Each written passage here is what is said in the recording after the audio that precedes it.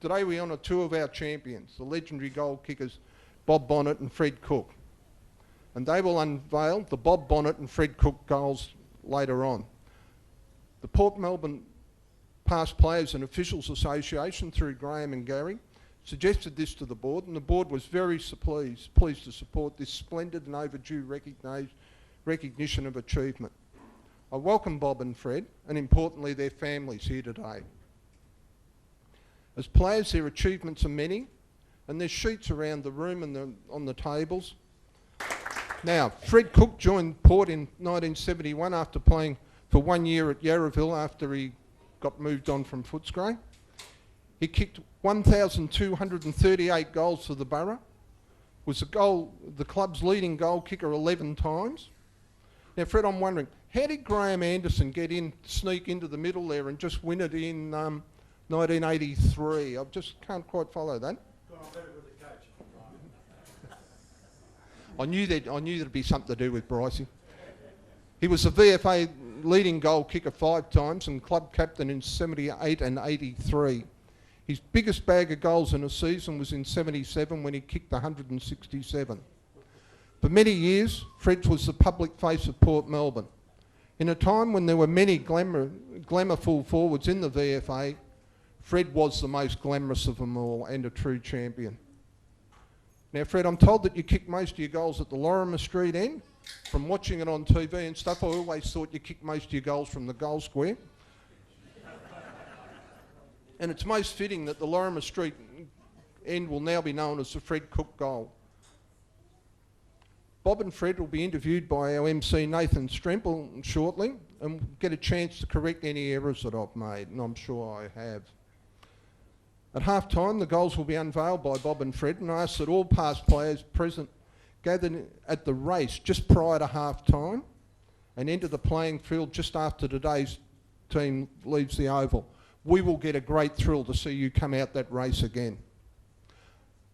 Today's also significant for two of our players. Dan Noonan and Josh Scapone are playing 50 games today, and there'll be a presentation to them after the game. I hope you enjoy today's game, the half-time festivities, and barrack long and loud for the Borough. Thank you. So many stories, and we could talk a lot longer. And ladies and gentlemen, this is a special day, and having this many past players and past premiership players in the room, please take a chance to introduce yourself to Bob and talk about a few more stories. And I'll move on to another great goal kicker and invite Fred Cook to join me up here.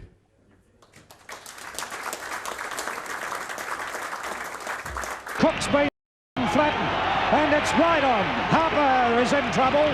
And look at the players going downfield. The umpires are there. Let's watch this.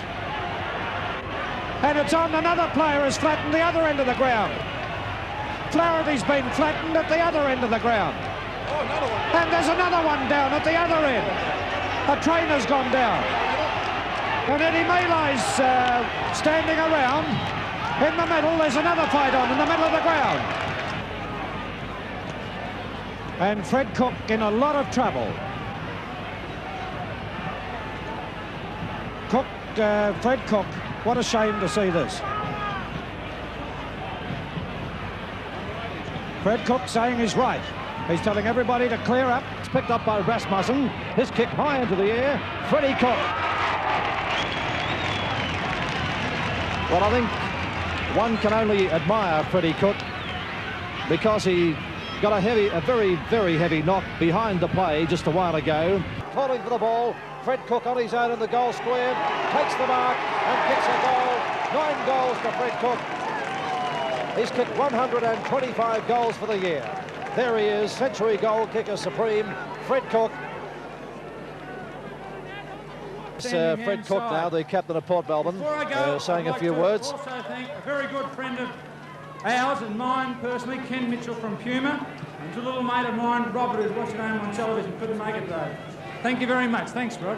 OK, Fred Cook, the captain of the Premiership side. Into attack, up towards Allender. Fred Cook has the ball, screws it around, takes a shot for goal, and he's put it through for full points. Well, that's within 25 seconds after the commencement of game. Cook leading out well from Beattie, who's down on Cook, and screwed it back over the shoulder to put it through. Well, and that's the excitement of our Port Melbourne supporters, and this is how it all happened. Anyone's ball is towards centre half forward, and Halbert jackknifing missed it. Abaya will take it away. Porter got the pace and the run of the ball. Good shepherding by Howland. Abaya up to Cook, and he got it. He's marked it. Oh, all the drama of Australian rules football you'd ever need, and it's 5 points of difference, and we are now into time on. Yes, it's right on the 25-minute mark. Fred Cook moving back very, very slowly. He's kicked 3 goals, 6 so far in the game. So Fred Cook lines them up from a 45-degree angle. Puts it on its way, he's hooked it, he's put it through. Now it's coming back. And what's it done? It's a goal. Port Melbourne.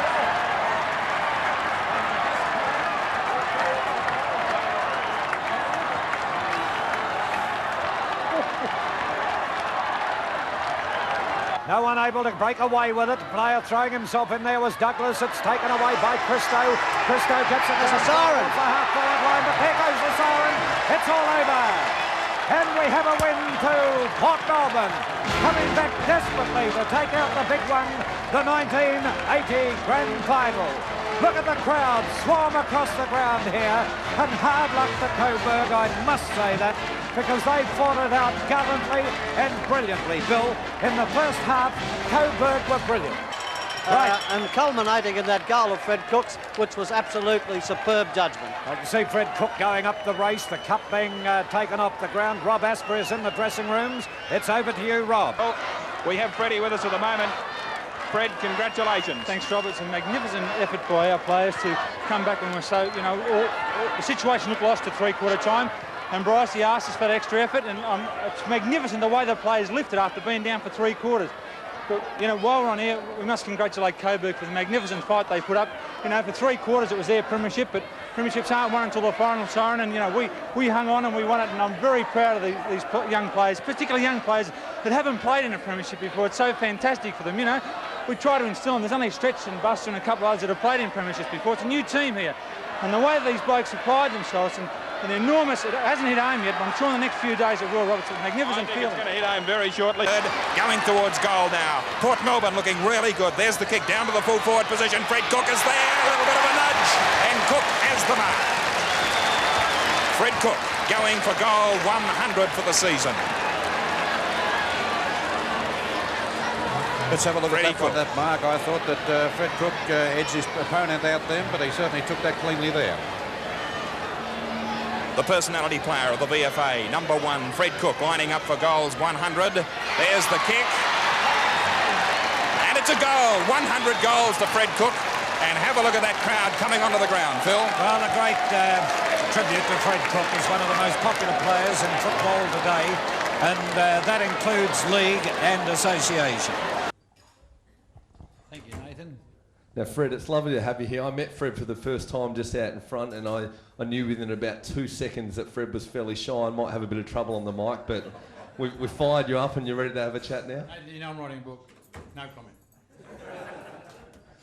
Fred, I think a great place to start with you, which I love. Fred obviously kicked so many goals and a bit of a knack for kicking goals, but started your career at centre half forward, and then the story, the way I read the story, is that they were worried about your accountability, and then you had a bit of a heart scare and they thought it'd be better to move you to full forward. Was this a legitimate heart trouble or just something you put on to make sure you get a bit closer to the goal square? Not a bad analogy, that. I never thought of it at the time. I never wanted to play full forward, ever. I thought it was a ladies' game, the goal square, and they were all shillers, they all acted out for free kicks, and no, had no time for it all. But anyway, old man Goss, he had the last word here. And we just talked about it before. There used to be the tunnel running through here for about 10 years running. I'd walk down the tunnel and old man Goss would be coming up and he'd say, "Yeah, you don't want to pay rise, just you do." He was gone for another year. And this went on for about 10 years, but he was a boss. By the way, I've just been down and see old Mother Goss before I come here. She's in really good nick. She's offered me the cup of tea and a butternut snap biscuit. We were talking a bit before about the ladies. It was old Mother Goss. You were telling me used to give you a hard time about your female followers back in the day. Wasn't happy. You know, good Catholic, and about 15 or 20 kids of her own. Most of them are good kids. But what are we talking about, Nathan? Well, I want to give you a bit more time to talk about this one. Peter alluded to it before. Leading goal kicker 13 times straight sounds really good.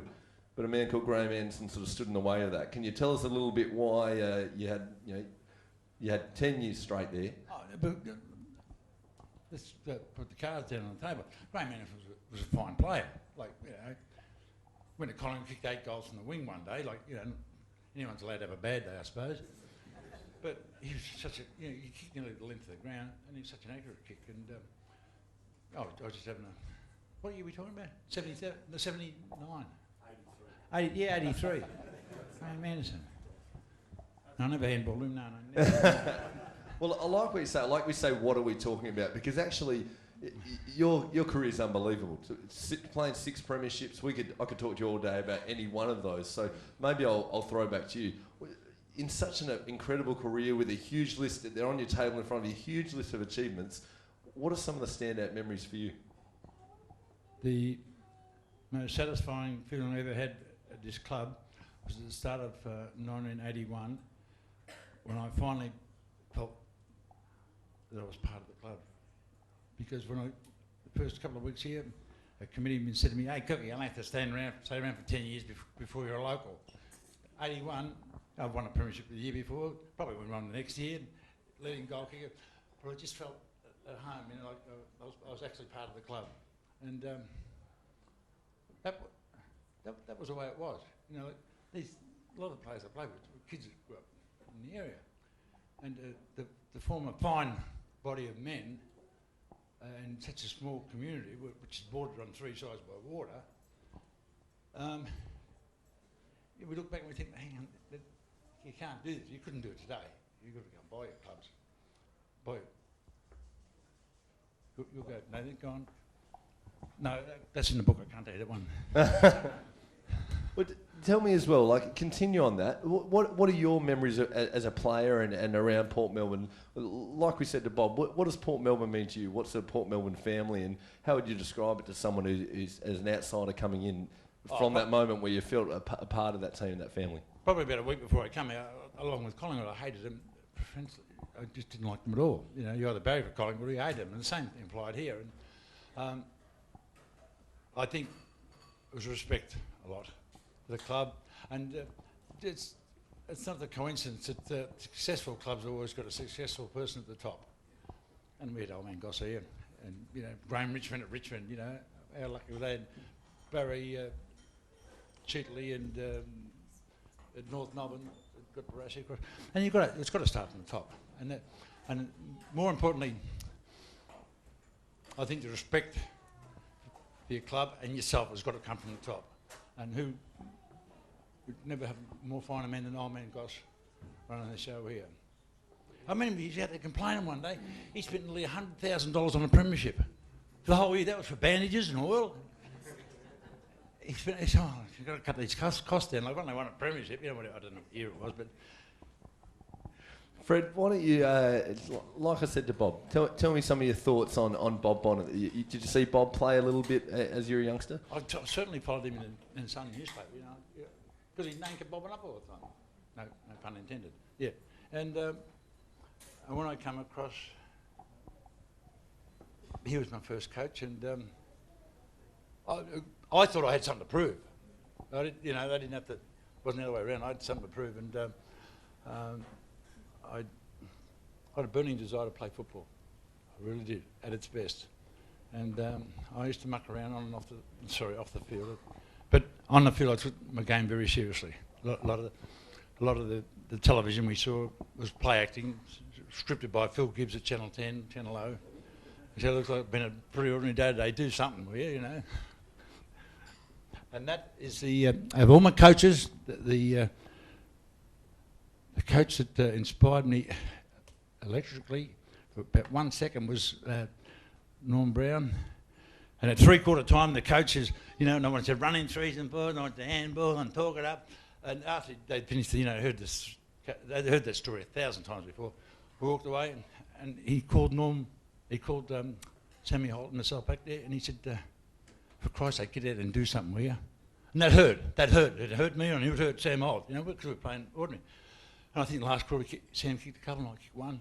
And we got up and won. And that hurt. It just really dug in deep and get out there and do something, You didn't have to say you're playing like a dog, I think it's a measure of great players, just that desire to do something, that burning desire to succeed and do well. And Nathan, I had a lot of people around here to looked up to me, particularly the kids.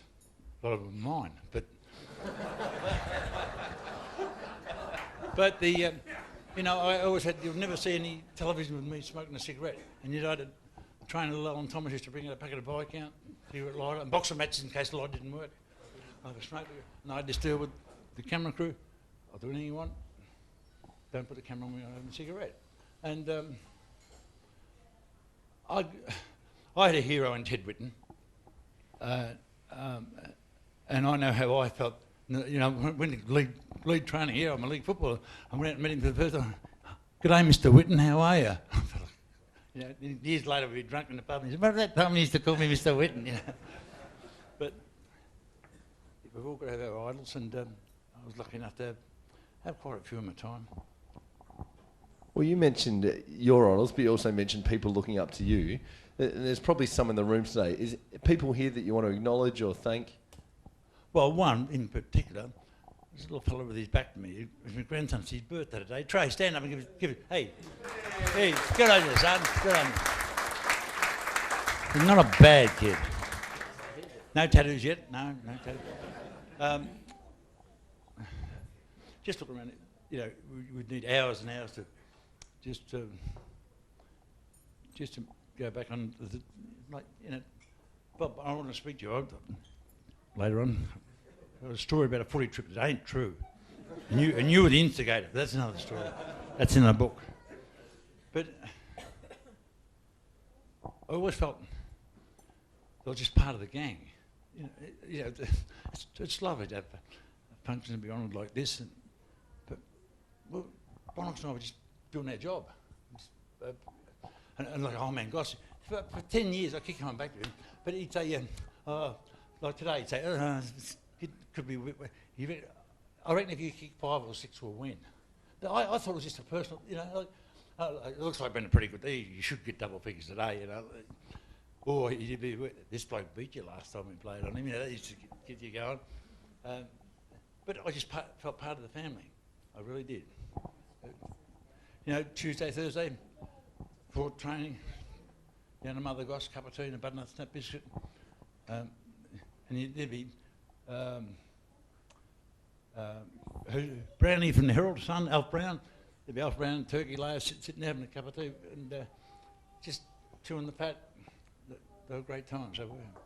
Fred, I think you've summarised it really well. We're having that conversation there at the table before, saying if Fred Cook played well, Port Melbourne won. So you and Bob definitely were just doing your job, but you did it incredibly well, and we're very excited to have you here today. Hang on, Nathan, hang on. Don't let me cut you off. Go. We both agreed we had fair sides in front of us. I remember I was commentating on the radio, and I walked out of Fairfield Park on a Saturday, and Hawthorn had just been beaten, and Hudson had just kicked 2 goals. A really dirty day, and I had to play in the same conditions the next day, and I walked out with Hudson, and I said, mate, he said, Cookie, you can't kick 4 goals from 2 opportunities, and that's what it is. I ain't come down there twice, he kicked 2 goals. And I get annoyed talking about big scores because any bloke that you kick a lot of goals on, shouldn't have been in the first place. You might fluke it and have a fine day out with your skills, but you don't. Some of the better fullbacks I played on, I'd kick 4 goals. I think I've broken even. No, they were champion players. Although I did play on Ross Glendinning out here one day, a practice match, arguably the best fullback in the country. I'd had a night out the night before. I kicked 6 on him and missed 2 from the goal square. The sun was in my eyes. And Slug Jordan was coaching North at the time in this practice match. This kid will kick your ass, Cookie. I said, Slug, I've got a headache now, for God's sake. But, for instance, being serious. You know, I'm going to play on the best fullback in the land. I didn't give a stuff. I just was worried about my teammates doing the best job they had could for the day. Get the ball to me, because, you know, I only wanted to break it that much, and they were dead. You know, they were buggered. Pretty simple game, football. Fred, just in closing, is there a final story or a final word? Read the book. We'll save it for the book. Ladies and gentlemen, put your hands together for Fred Cook. Good night.